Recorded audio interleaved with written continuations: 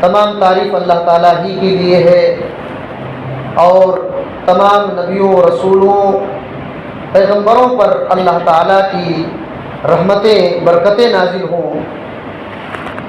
خاص کر کے ہمارے آخری نبی جناب محمد الرسول اللہ صلی اللہ علیہ وسلم پر، جن کے ذریعے سے ہم کو صحیح دین، صحیح طریقہ، بالکل روشن راستہ معلوم ہوا ہے، جس راستے میں کوئی ٹیڑھا پن نہیں ہے اور کوئی اندھیرا نہیں، بالکل اجالا، بالکل سیدھا راستہ ہے۔ میرے بھائیوں اور بزرگوں، دوستو، آج کی خطبہ جمعہ میں ایک دو آیتیں پڑھوں گا، ترجمہ کروں گا، اور اسی طریقے سے اس کا مطلب بیان کرنے کی کوشش کروں گا جیسے کہ ہم سے پہلے اچھے لوگ جو صحیح دین پر رہ کر کے گزرے ہیں انہوں نے بیان کیا ہے۔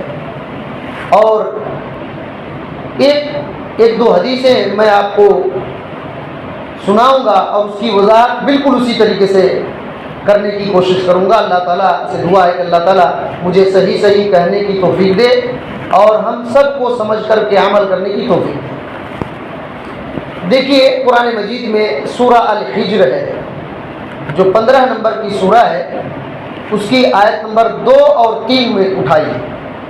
اللہ تعالیٰ نے فرمایا ہے کہ رُبَمَا يُوَدُّ الَّذِينَ كَفَرُوا لَوْ كَانُوا مُسْلِمِينَ۔ اللہ تعالیٰ نے فرمایا کہ وہ وقت بھی آئے گا، وہ وقت بھی آئے گا کہ کافر لوگ یہ آرزو کریں گے، یہ تمنا کریں گے، یہ خواہش کریں گے کہ کاش کہ ہم مسلمان ہوتے۔ سمجھیے، اللہ تعالیٰ یہ کہہ رہا ہے، کوئی آدمی نہیں، کہ ایسا وقت بھی آئے گا، رُبَمَا يَوَدُّ الَّذِينَ كَفَرُوا لَوْ كَانُوا مُسْلِمِينَ، وقت بھی آئے گا کہ کافر یہ آرزو کریں گے، خواہش اور تمنا کریں گے کہ کاش کہ ہم مسلمان ہوتے۔ اللہ تعالیٰ نے اس کے بعد میں کہا ذَرْهُمْ يَأْكُلُوا وَيَتَمَتَّعُوا وَيُلْهِهِمُ الْأَمَلُ فَسَوْفَ يَعْلَمُونَ۔ کہا، اے پیغمبر محمد صلی اللہ علیہ وسلم، آپ ان لوگوں کو چھوڑ دیجئے۔ کس حالت میں چھوڑیے؟ ان کو کھاتے پیتے چھوڑ دیجئے، ان کافروں کو کھاتے پیتے چھوڑ دیجئے اور فائدہ اٹھاتے ہوئے چھوڑ دیجئے، اور یہ لمبی امید لگائے ہوئے ہیں، اسی امید میں ان کو چھوڑ دیجئے۔ فَسَوْفَ يَعْلَمُونَ، یہ کافر لوگ عنقریب ایک ایسا وقت آئے گا یہ لوگ جان لیں گے۔ کیا جانیں گے؟ کیا جانیں گے؟ یہ جان لیں گے کہ ہم لوگ غلط راستے پر تھے، ہم لوگ غلط راستے پر تھے۔ تو یہ دو آیتیں آپ غور کیجئے کہ کتنی بڑی بات ہے ہمارے لیے۔ اس میں خوشخبری ہے کہ اللہ تعالیٰ نے ہم لوگوں کو مسلمان بنایا، لیکن پھر بھی اسلام پر چلنے کے لیے ہم کو مشکل ہو رہا ہے۔ لیکن وہ وقت بھی آئے گا کہ کافر لوگ سوچیں گے کاش کہ ہم مسلمان ہوتے، اور ہم لوگ مسلمان ہو کر بھی ہمارا اٹھنا بیٹھنا غیر اسلامی، ہمارا کھانا پینا غیر اسلامی، ہمارا معاملہ، کیسے معاملہ کرنا، ایک انسان سے، عورت سے کیا معاملہ ہونا چاہیے، ہمارا وہ معاملہ اسلامی نہیں ہے۔ اور ہمارا سونا جاگنا، یہاں تک کہ تجارت بھی غیر اسلامی طریقہ ہے۔ ہم سوچتے نہیں، لیکن اس کی قیمت، اس کی اہمیت کتنی بڑی بات ہے۔ اسلام میں رہنا، یہ کافر لوگوں کو ایک وقت آتا ہے اور وہ سوچتے ہیں اور امید کرتے ہیں کہ کاش کہ ہم مسلمان ہوتے۔ اس آیت کریمہ کی تفسیر ابن کثیر رحمۃ اللہ علیہ کیا کہتے ہیں؟ کہتے ہیں اخبار عنہم انہم یندمون سیندمون علی ما کانوا فیہ من الکفر۔ کہتے ہیں کہ اللہ تعالیٰ نے اس آیت کریمہ میں خبر دیا ہے۔ کیا خبر دیا ہے؟ کہ کافر لوگ بہت افسوس کریں گے، بہت افسوس کریں گے۔ کس بات پر افسوس کریں گے؟ یہ جو دنیا میں وہ لوگ کفر کی حالت میں رہے، اس حالت پر بہت افسوس افسوس کریں گے اور تمنا کریں گے، یتمنون، اور تمنا کریں گے، لو کانوا مسلمین فی الدار الدنیا، کاش کہ ہم دنیا میں مسلمان ہوتے، دنیا میں مسلمان ہوتے۔ اللہ اکبر۔ ہم لوگ یہ اللہ کا شکریہ ادا کرنا چاہیے، اللہ کا شکریہ ادا کرنا چاہیے کہ ہم مسلمان ہیں، ہم مسلمان ہیں۔ اس آیت کریمہ کی تفسیر حضرت عبداللہ بن عباس اور حضرت عبداللہ بن مسعود رضی اللہ عنہما اور ان کے علاوہ بہت سارے صحابہ کرام نے اس کی تفسیر کیا کیا ہے جانتے ہیں؟ ابن کثیر رحمۃ اللہ علیہ فرماتے ہیں کہ ان الکفار لما عرضوا علی النار، کہ جب کافر لوگوں کو جب جہنم میں ڈالا جائے گا، کافر لوگوں کو جب جہنم میں ڈالا جائے گا، تمنوا، تو وہ لوگ تمنا کریں گے، آرزو کریں گے، ان لو من المسلمین، کہ کاش کہ ہم مسلمان ہوتے، کاش کہ ہم مسلمان ہوتے۔ آپ خود غور کیجئے، قیامت کے دن اگر کوئی افسوس کرے تو اس کے افسوس کا کچھ فائدہ ہوگا؟ کچھ بھی فائدہ نہیں ہوگا، کچھ بھی فائدہ نہیں ہوگا۔ اسی وجہ سے ہم دنیا میں دیکھ لینا کہ اللہ نے اتنا بڑا کرم اور اتنا بڑا فضل، اتنی بڑی رحمت جو ہم پر کیا ہے، مسلمان بنایا ہے۔ ہم اسلام کے طریقے پر چلتے ہیں کہ نہیں؟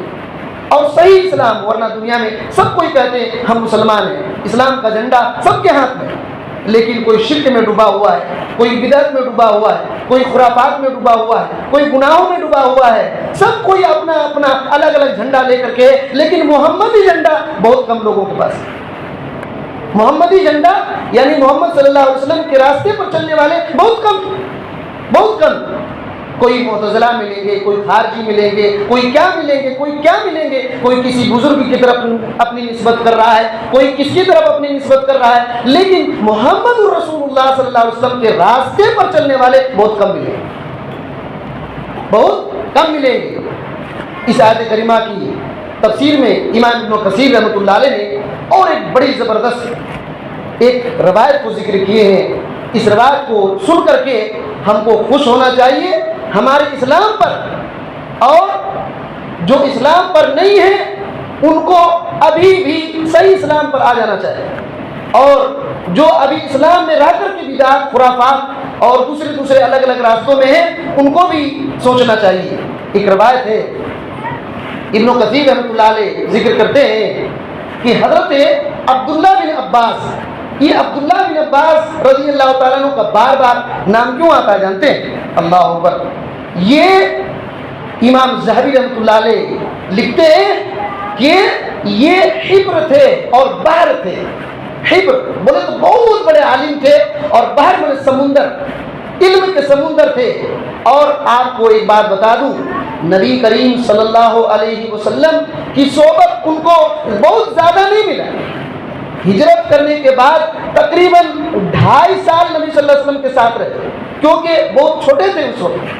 حضرت عبداللہ بن عباس رضی اللہ تعالیٰ ایک بار نبی صلی اللہ علیہ وسلم قضاء حاجت کے لیے گئے، اور حضرت عبداللہ بن عباس رضی اللہ تعالیٰ نے پانی پہلے انتظام کر کے رکھے، آپ صلی اللہ علیہ وسلم آئے تو کہا کہ کون رکھے؟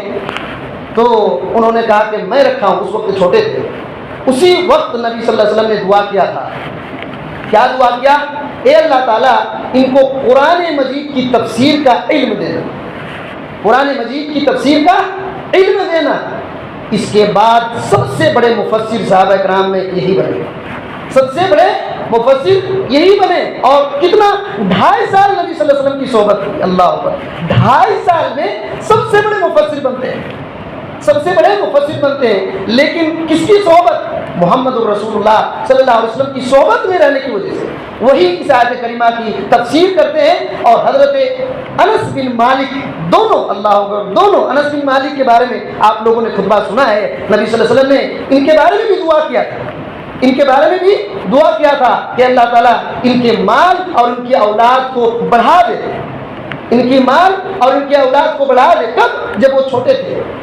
تو یہ کہتے ہیں مدینے میں سب سے زیادہ مالدار میں ہی تھا، اور میرے بیٹے پوتے تقریباً 100 سے زیادہ ہوئے، 100 سے زیادہ ہوئے۔ اب سوچئے تو یہی دونوں تفسیر کرتے ہیں، دونوں صحابی اس آیت کریمہ کی تفسیر کرتے ہیں. کیا کہتے ہیں؟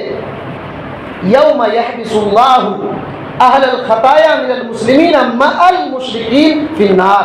کہتے ہیں کہ جب اللہ تعالیٰ مشرکوں کے ساتھ کچھ گنہگار مسلمانوں کو پکڑ کر کے جہنم میں ڈالے گا. اللہ اکبر. بہت غور سے سنیے.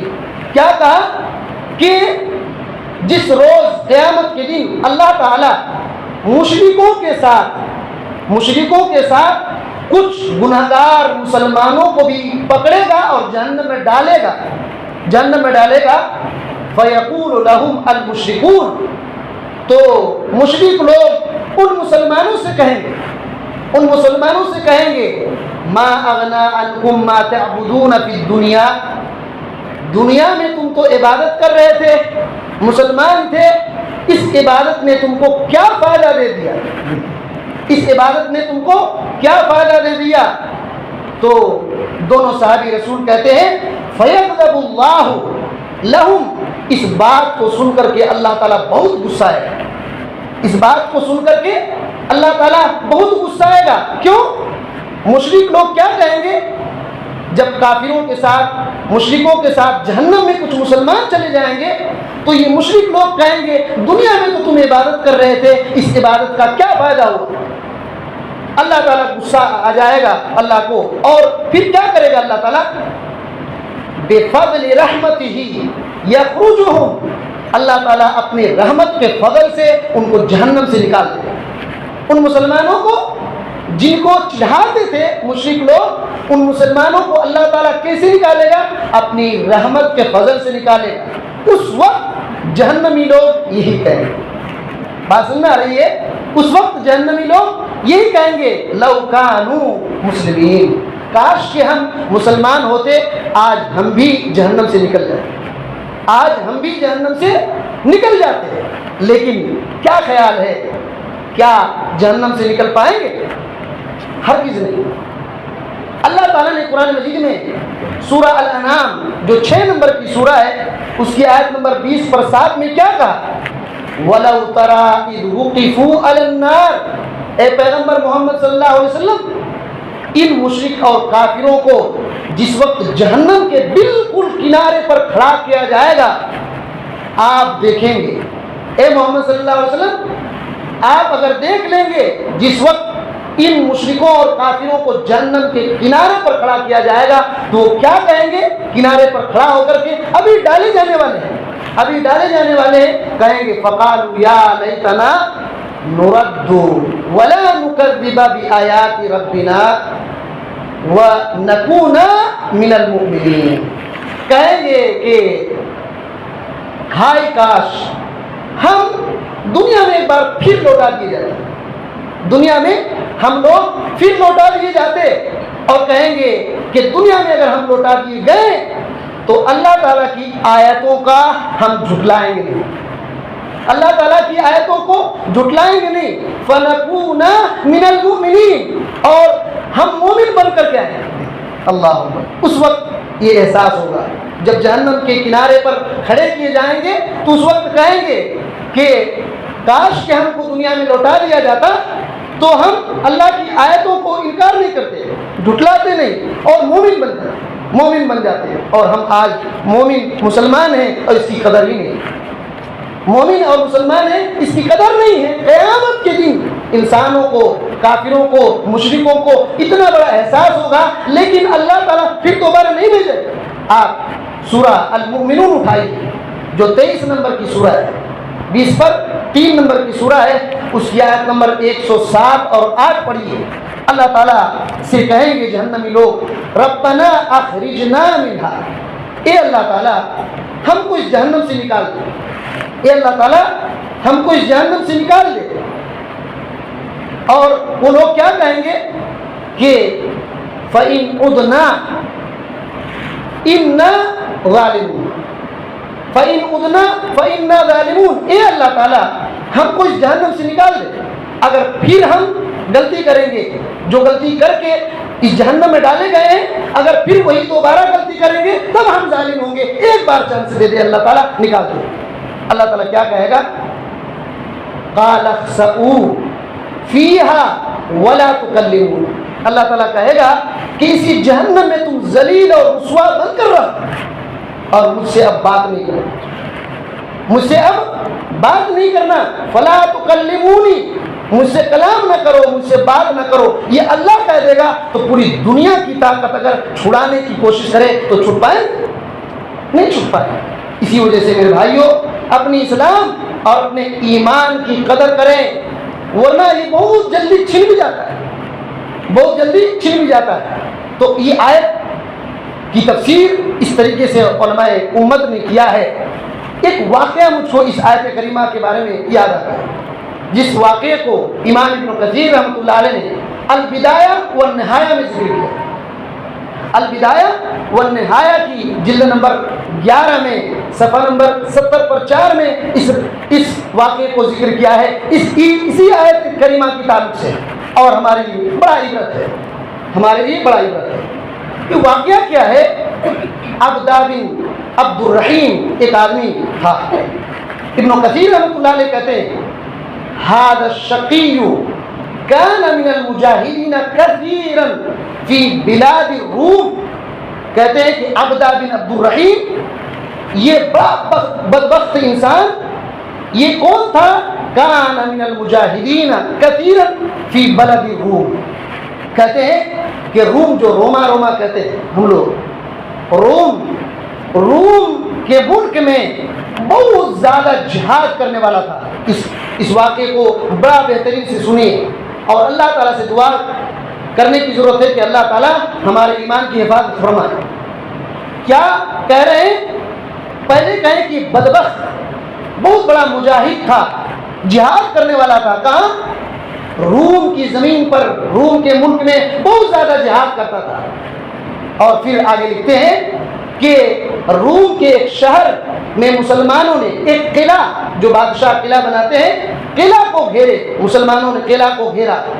اسی وقت اس مجاہد نے کیا کیا؟ اذ نظر الی امرأتی الروم، ایک روم کے نصارہ یعنی کرسچن عورت کو دیکھا، ایک روم کے کرسچن عورت کو دیکھا۔ یہ واقعہ کیا ہے؟ کون ہے یہ مجاہد؟ اللہ کے راستے میں جہاد کر رہے ہیں، اور جہاد کی فضیلت آپ سب کو جانتے ہیں کہ جہاد کا جو بدلہ ہے، اگر اخلاص کے ساتھ کوئی جہاد کیا تو جنت ہے۔ یہ کیا کیے؟ جہاد میں، اللہ کے راستے میں، لیکن کیا کیا؟ ایک نصارہ کرسچن عورت کو دیکھا، دیکھتے ہی اس پر فدا ہو گیا، دیکھتے ہی اسے محبت ہو گئی، جو غلط محبت ہے، محبت ہو گئی۔ پھر کیا ہوا؟ بہت سارے راستے تلاش کرنے لگا۔ وہ قلعہ کے اندر تھی کہ کیسے قلعہ کے اوپر چڑھ جائیں اور اس سے شادی کریں، اور اس سے جو کچھ کرنا ہے، جو خواہشات پوری کرنا ہے، کریں۔ یہ کون ہے؟ مجاہد ہے، جہاد کے راستے میں۔ تو کیا ہوا؟ وہ عورت کہنے لگی قدیم تن تصرا، کیا تم نصارہ بنو گے؟ مجاہد ہے، عورت کیا کہہ رہی ہے؟ کیا تم نصارہ بنو گے؟ نصارہ بنو گے تو چڑھاؤ اور تمہارے ساتھ رہیں، میں رہوں گی۔ وہ آدمی عیسائیت قبول کرتا ہے، وہ آدمی عیسائیت قبول کرتا ہے، وہ عیسائی بن جاتا ہے، نصارہ بن جاتا ہے۔ اور وہ مسلمان جو قلعہ کو گھیر کر کے اسلام کے لیے جہاد کرنے کے لیے گئے تھے، امام ابن کثیر رحمۃ اللہ علیہ کہتے ہیں فَاغْتَمَّ الْمُسْلِمُونَ غَمًّا شَدِيدًا وَشَقَّ عَلَيْهِمْ شَقًّا عَظِيمًا، کہتے ہیں کہ اس واقعے سے مسلمانوں کو بڑا غم ہوا، مسلمانوں کو بڑا غم ہوا اور بہت بڑی تکلیف ہوئی کہ ہمارے ساتھی ایک مجاہد ایسا ہو گیا، جہاد کرنے والا ایسا ہو گیا۔ اور پھر وہ لوگ، اس کا نتیجہ یہ ہوا کہ وہ قلعہ فتح بھی نہیں ہو پایا، قلعہ فتح بھی نہیں ہو پایا، چلے گئے۔ اور وہ جو نصارہ بن گیا تھا، عیسائی بن گیا تھا، اسی قلعہ میں رہا اور اسی عورت کے ساتھ رہنے لگا، یہاں تک کہ بچے بھی ہوئے۔ پھر کچھ مدت کے بعد ابن کثیر رحمۃ اللہ علیہ کہتے ہیں فمروا بعد مدت، ایک زمانہ، کچھ سال گزرنے کے بعد پھر وہی مجاہدین آئے اور اسی راستے سے گزرنے لگے، تو دیکھا کہ وہی مجاہد اس عورت کے ساتھ ہے، تو ان لوگوں نے کیا کہا؟ مجاہدین نے کہا اللہ اکبر، ہمارے لیے بہت نصیحت اور عبرت ہے، اس بات کو سنیے کہ ان لوگوں نے کیا کہا۔ ان لوگوں نے کہا یا فلان ما فعل قرآن کا، ما فعل علم کا، ما فعل صیام کا، ما فعل جہاد کا، ما فعل صلاۃ کا۔ ان لوگوں نے کہا اے فلاں، تم نے تو قرآن کا حفظ کیا تھا، قرآن مجید نے قرآن نے تمہارے ساتھ کیا کیا؟ تمہارا قرآن کہاں ہے؟ اور کہا ما فعل علم کا، تمہارے علم نے تمہارے ساتھ کیا ہوا، کیا کیا؟ اور پھر کہا ما فعل صیام کا، تم تو بڑے روزے دار تھے، تمہارے روزہ نے تمہارے ساتھ کیا کیا؟ اور پھر کہا ما فعل جہاد کا، تمہارے جہاد نے تمہارے ساتھ کیا کیا؟ وما فعلت صلاۃ کا، تمہاری نماز نے تمہارے ساتھ کیا کیا؟ اللہ اکبر۔ آپ سوچئے، کہنے کا مطلب یہ ہے کہ وہ مجاہد قرآن مجید کا عالم تھا، روزہ دار تھا اور نمازی بھی تھا۔ اس کا جواب سنو، اس نے کیا جواب دیا؟ کہا کہ اعلموا، تم لوگ جان لو، قد انسیت القرآن کلہ، میں نے پورا قرآن بھول گیا، میں پورا قرآن بھول گیا لیکن ایک آیت یاد ہے۔ اللہ اکبر، اللہ اکبر۔ دیکھیے کیا کہا، پورا قرآن بھول گیا لیکن ایک آیت یاد ہے۔ وہ آیت کیا ہے؟ یہی آیت ہے ربما یود الذین کفروا لو کانوا مسلمین۔ ایک وقت ایسا آئے گا کہ کافر لوگ یہ آرزو کریں گے، یہ خواہش کریں گے کہ کاش کہ ہم مسلمان ہوتے، کاش کہ ہم مسلمان ہوتے۔ اللہ تعالیٰ نے کہا ان کو چھوڑ دو۔ کیسے چھوڑو؟ کھاتے ہوئے چھوڑ دو، پیتے ہوئے چھوڑ دو، اور فائدہ دنیا میں فائدہ اٹھاتے ہوئے چھوڑ دو۔ ان کی لمبی امیدیں ہیں، اسی پر چھوڑ دو۔ یہ عنقریب ان کو پتہ چل جائے گا کس بات پر۔ اس واقعے کو غور سے آپ دماغ میں رکھیں اور کتنی بڑی چیز ہے آپ سوچیں۔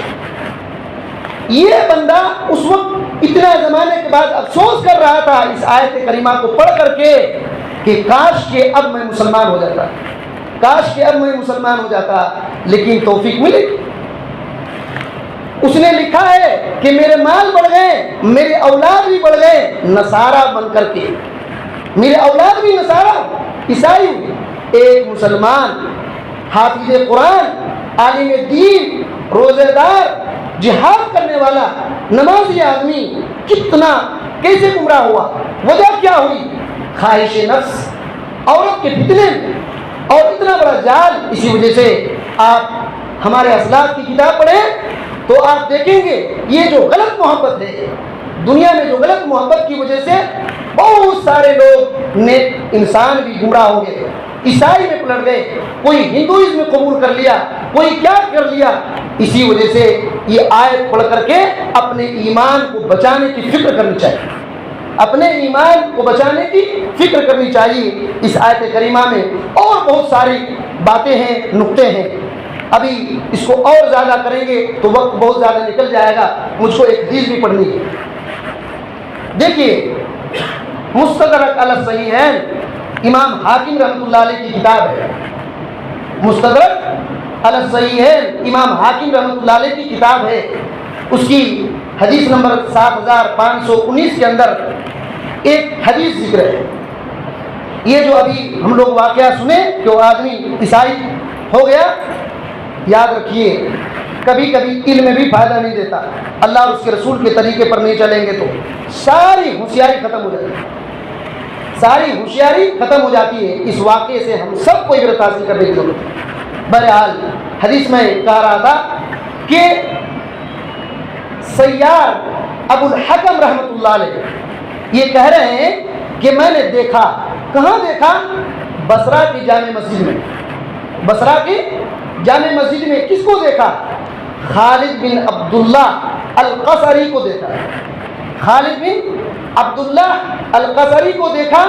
ان کے دادا جو تھے یہ ان کے دادا صحابی تھے، ان کے دادا صحابی تھے، خالد بن عبداللہ القصری کے دادا صحابی تھے۔ ابھی بات سمجھ میں آ جائے، وہ منبر پر بصرہ کی مسجد میں منبر پر خطبہ دے رہے تھے اور خطبے میں حدیث پڑھ رہے تھے کہہ رہے تھے حدثنی ابی عن جدی. دیکھیے وہ خطبہ دے رہے تھے اور کہہ رہے تھے میرے باپ نے مجھ کو حدیث سنایا, میرے باپ نے مجھ کو حدیث سنایا, میرے باپ کو میرے دادا نے حدیث سنایا, میرے باپ کو میرے دادا نے حدیث سنایا تھا. وہ حدیث کیا ہے؟ ان کے دادا کا نام کیا ہے؟ یزید بن اسد القصری ان کے دادا تھے, یہ صحابی تھے. اور یہ کہاں رہتے تھے یہ صحابی؟ ان کے دادا یزید بن اسد شام میں یعنی سیریا, جس کو آج ملک شام سیریا کہتے ہیں نا, وہاں کے تھے. وہاں سے محمد صلی اللہ علیہ وسلم کے پاس آئے, وہاں سے محمد صلی اللہ علیہ وسلم کے پاس آئے تھے علم سیکھنے کے لیے. اللہ اکبر. مدینہ تک آئے, ملک شام سے جو سیریا فلسطین کے قریب ہے وہاں سے یہ آئے تھے علم سیکھنے کے لیے. نبی صلی اللہ علیہ وسلم کی مجلس میں بیٹھے ہوئے ہیں اور اللہ کے نبی صلی اللہ علیہ وسلم ان کو کہہ رہے ہیں, کیا کہہ رہے ہیں؟ کہہ رہے ہیں یا یزید بن اسد اتحب الجنہ. اللہ کے نبی صلی اللہ علیہ وسلم نے ان کا نام لیا اور کہا اے یزید بن اسد, کیا تم جنت میں داخل ہونا چاہتے ہو؟ کیا تم جنت میں داخل ہونا چاہتے ہو؟ اب کوئی کہے گا کہ نہیں. انہوں نے کہا نام, ہاں اللہ کے رسول صلی اللہ علیہ وسلم میں جنت میں داخل ہونا چاہتا ہوں. نبی صلی اللہ علیہ وسلم نے ایک چھوٹا سا جملہ بیان کیا, کہا فَأَحِبَّ لِأَخِيكَ الْمُسْلِمِ مَا تُحِبُّ لِنَفْسِكَ. اے یزید بن اسد, میں نے جو تم کو کہا کہ تم جنت چاہتے ہو, تم نے کہا ہاں, تو یاد رکھو تم اپنے مسلمان بھائی کے لیے وہی چاہو جو تم اپنے لیے چاہتے ہو, پسند کرو. یہ بات, یہ حدیث ہے. یہاں اس حدیث میں بہت سارے علمی نقطے ہیں, ایک دو باتوں کی طرف میں اشارہ کرتا ہوں, ورنہ یہ حدیث علم کا سمندر. پہلی بات دیکھیے کہ ہمارے اسلاف صحابہ تابعین اتباع التابعین وہ ممبروں پر حدیث بیان کرتے تھے, ممبروں پر حدیث بیان کرتے تھے. قصے کہانی ادھر ادھر, آدمی اڑ رہا تھا, پانی پر چل رہا تھا, ایسا نہیں. ممبر پر چڑھ کر نبی صلی اللہ علیہ وسلم کی حدیث بیان کر رہے تھے. دوسری اہم بات یہ ہے کہ باپ اپنے بیٹے کو بھی حدیث سناتے تھے, باپ اپنے بیٹے کو بھی حدیث سناتے تھے, اور وہی باپ سے حدیث سیکھ کر کے دنیا والوں کو بتاتے تھے. آج ہم لوگ موبائل دے دیتے ہیں بچوں کو اور گیم کھیلو اور الٹے سیدھے ڈرامے یہ وہ سنو, وہیں سے دماغ بگڑتا ہے اور غلط راستے پر وہیں. یہ موبائل اگر دو دھاری تلوار ہے, کوئی اگر فائدہ اٹھانا چاہتا ہے بڑے بڑے علماء سے فائدہ اٹھا سکتا ہے, ورنہ 1 منٹ میں گمراہ ہو سکتا ہے. 1 منٹ بھی نہیں لگے گا گمراہ ہونے میں, 1 منٹ میں گمراہ ہوتا ہے. تو کہنے کا مطلب یہ ہے کہ حدیث سناتے تھے, اپنے بچوں کو حدیث سناتے تھے. یہی ہمارا بھی طریقہ ہونا چاہیے. اور ایک اہم نقطہ دیکھیے, یہ صحابی کا نام کیا تھا؟ یزید بن اسد. اہم نقطہ یہ ہے کہ آج کل یزید نام لیجئے تو بھڑک جاتا ہے. بات سمجھ میں آ رہی ہے؟ یزید بن معاویہ رضی اللہ تعالیٰ عنہ کے بیٹے یزید تھے. اور آج دیکھیے پورا گاؤں میں ڈھونڈیے یزید کس کا نام ہے, نہیں ملے گا آپ کو. گاؤں میں کسی کا نام نہیں ملے گا یزید. کیوں نہیں ملے گا؟ یہ شیعوں کی گمراہی ہے. آپ سوچئے, آپ پورا شہر میں ڈھونڈیے یزید نام کا آدمی بہت کم ملے گا, نہیں کے برابر ملے گا. کیوں؟ یزید نام سنتے ہی بھڑک جائیں. آپ خالی یوٹیوب میں یزید ماریے, اب دیکھیے کتنا گالی آتا ہے. لیکن آپ بخاری کھولیے, آپ یقین نہیں کریں گے, آپ کو 50 سے زیادہ نام یزید ملیں. کوئی صحابی ہیں, کوئی تابعی ہیں, کوئی تبع تابعی ہیں, کوئی حدیث کے راوی ہیں, کوئی استاد ہیں حدیث کے, کوئی شاگرد ہیں. لیکن شیعوں نے کتنا گمراہ لوگوں کو کیا ہے, کتنا لوگوں کو گمراہ کیا ہے کہ یزید کا نام ہی نہیں رکھتے. اس کے بدلے میں کیا نام رکھتے ہیں؟ عابد علی، ساجد علی۔ عابد کا کیا مطلب ہے؟ عبادت کرنے والا، اور علی حضرت علی، علی کی عبادت کرنے والا۔ اور ساجد علی آپ جانتے کہ نہیں؟ عابد علی، ساجد علی، بہت لوگوں کو نام ملے گا۔ یہ توحید کو چھین کر کے الٹی چیز دیتے ہیں۔ اگر یہ نام غلط ہوتا، محمد رسول اللہ صلی اللہ علیہ وسلم اس کو ایسے صحابی کو جنت کی خوشخبری دیتے، پہلے کہتے نام بدلو، کیونکہ آپ صلی اللہ علیہ وسلم نے کئی لوگوں کو نام بدلا ہے، بڑی عمر میں کئی لوگوں کا نام بدلا ہے، لیکن آپ سوچئے یہی منہج ہے، اسی کا نام منہج ہے، صحابہ کا طریقہ، تابعین کا طریقہ۔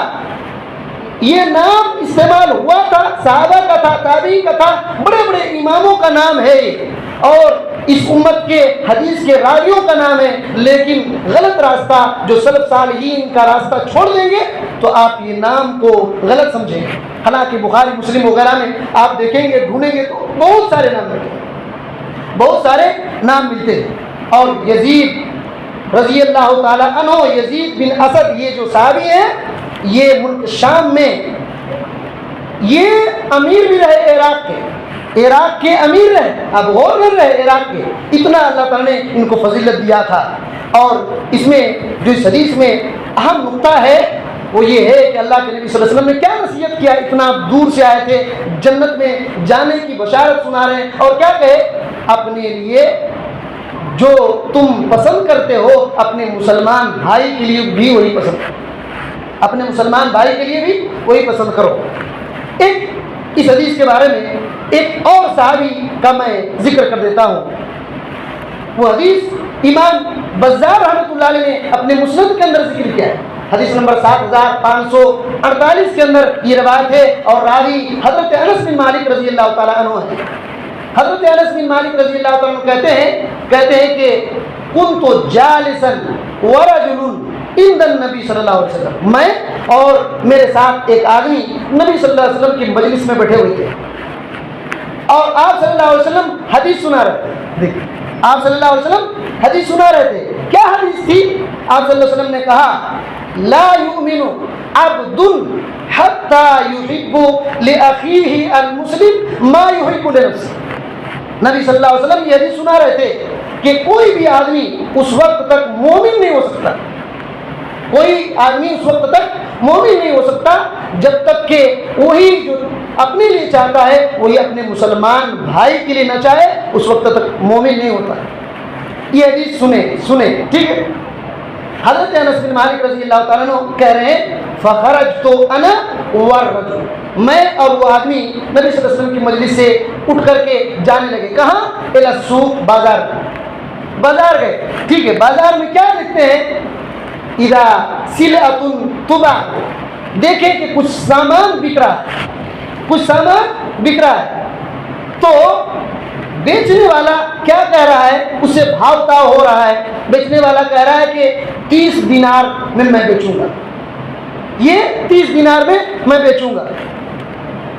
یہ جو حضرت انس بن مالک رضی اللہ تعالیٰ عنہ کے ساتھ وہ صحابی تھے دوسرے، انہوں نے آ کر کے اس سامان کو غور سے دیکھا اور کہا کہ میں اس سامان کو 40 دینار میں خریدوں گا۔ اب سوچیے، بیچ رہا تھا کتنا میں؟ 30 دینار میں، اور یہ جا کر کے کیا کہہ رہے ہیں؟ میں 40 میں خریدوں گا۔ خریدنے والا کہہ رہا کہ میں 40 دینار میں خریدوں گا، بیچنے والا کہہ رہا کہ 30 دینار میں بیچوں گا۔ اب سوچیے، دنیا میں کبھی ایسے لوگ دیکھیں؟ ایسے صحابی تھے۔ اب سوچئے کہ بیچنے والا کم دام میں بیچ رہا ہے، خریدنے والا زیادہ دے رہا ہے، تو اس بیچنے والے نے کہا ما یحملک علی ھذا، یہ جو تم زیادہ دے رہے ہو بات کیا ہے، کیوں زیادہ دے رہے ہیں؟ تو پھر اس آدمی نے، اس صحابی نے جو نبی صلی اللہ علیہ وسلم کی مجلس سے اٹھ کر کے ابھی آئے تھے، انہوں نے پھر اس سامان کو غور سے دیکھا اور کہا کہ 50 دینار میں لوں گا، کہا کہ 50 دینار میں لوں گا۔ وہ آدمی جو بیچنے والا پریشان ہو گیا اور کہا کہ آپ کیوں ایسا کر رہے ہیں؟ میں تو اس سے کم دام میں دے رہا ہوں نا۔ تو کہا کہ ابھی میں محمد رسول اللہ صلی اللہ علیہ وسلم کی مجلس سے اٹھ کر کے آ رہا ہوں۔ حضرت انس بن مالک رضی اللہ تعالیٰ عنہ کھڑے کہنے لگے ابھی نبی صلی اللہ علیہ وسلم کی مجلس سے اٹھ کر کے آ رہا ہوں، آپ صلی اللہ علیہ وسلم کہہ رہے تھے لا یؤمن عبد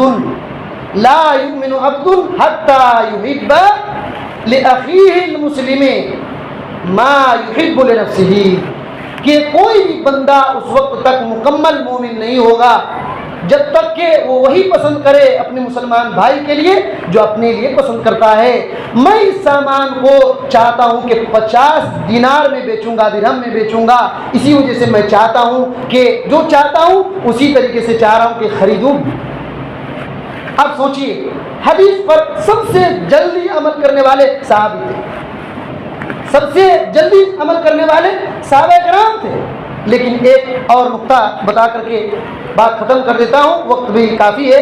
اس حدیث کے متعلق اور بہت ساری باتیں ہیں، انشاءاللہ آئندہ جمعہ ہماری آئے گی، بہت بہترین اسی حدیث کے متعلق اور 2 روایتیں ہیں۔ ایک آخری بات بتا کر کے جو بخاری کی حدیث نمبر 13 ہے، بخاری کی حدیث نمبر 13 ہے، اللہ کے نبی صلی اللہ علیہ وسلم نے کہا لا یؤمن احدکم حتی یحب لأخیہ ما یحب لنفسہ۔ آپ صلی اللہ علیہ وسلم نے کہا کہ تم میں سے کوئی بھی آدمی اس وقت تک کامل مومن نہیں ہو سکتا جب تک کہ وہ وہی پسند کرے جو اپنے لیے پسند کرتا ہے، اپنے مسلمان بھائی کے لیے پسند کرے۔ اس میں 2 باتیں ہیں کہ اگر اپنے لیے جو پسند کر رہے ہیں وہی بات اپنے مسلمان بھائی کے لیے پسند نہیں کر رہے تو ایمان کی کمی ہوگی۔ اسی وجہ سے امام بخاری رحمۃ اللہ علیہ نے اس حدیث کو کتاب الایمان میں لایا، اس حدیث کو کتاب الایمان میں لایا۔ اچھا، اگر کوئی کہے میں شراب پینا پسند کرتا ہوں، میں جوا کھیلنا پسند کرتا ہوں، میں الٹے سیدھے کام کرنا پسند کرتا ہوں اور میں چاہتا ہوں میرے سب مسلمان بھائی اس طرح کریں، تو کیا پکا مومن ہو جائے؟ اللہ کے نبی صلی اللہ علیہ وسلم نے یہ بھی بات بیان کیا ہے، مسند احمد کی حدیث یہی ہے، اس میں ہے من الخیر، خیر میں سے خیر، جو مسلمان اپنے لیے خیر بھلائی نیکی اپنے لیے جو چاہتا ہے جب تک اپنے مسلمان بھائی کے لیے نہیں چاہے گا تب تک وہ کامل مومن نہیں بنے گا، اس کے ایمان میں نقص اور کمی ہے۔ تو خیر میں چاہنا برائی میں نہیں، خیر میں چاہنا برائی میں نہیں۔ انشاءاللہ اس تعلق سے اور کچھ باتیں آئیں گی۔ اللہ تعالیٰ سے دعا ہے کہ اللہ تعالیٰ ہمیں ان باتوں کو صحیح سن کر کے سمجھنے کی توفیق دے، اور جو اللہ اور اس کے رسول صلی اللہ علیہ وسلم کا راستہ ہے اسی پر چلتے رہنے کی توفیق دے۔